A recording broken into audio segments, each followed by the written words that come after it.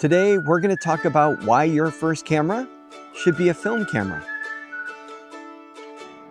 While I'm going to be talking about film cameras, I want to let you know that if you already have a digital camera, I'm going to talk about some of the things that you can do with your digital camera as well that can mimic using a film camera. So I want to talk about two concepts when shooting with a film camera. One, delayed gratification, and two, understanding the mechanics of your camera using aperture, ISO, and shutter speed.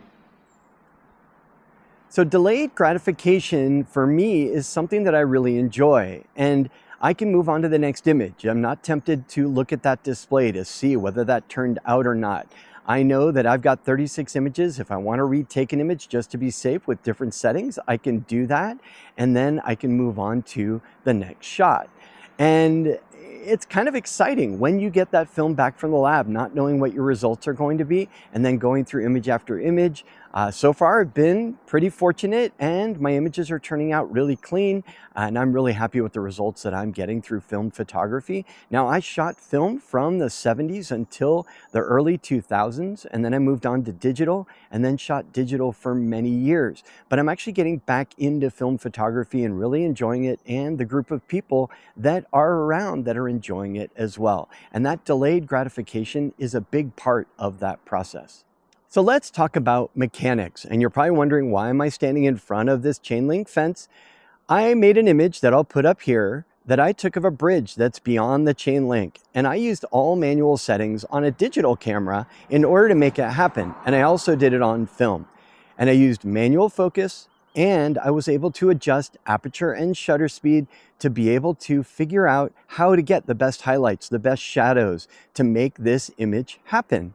And then the roll of film that I had, it was an ISO 400, which is good in a lot of different lighting situations. So I had a lot of flexibility, but that ISO is going to be set based on the roll of film that you put in. Now you can push or pull ISO, but you don't have the range that you have when you're working with a digital camera.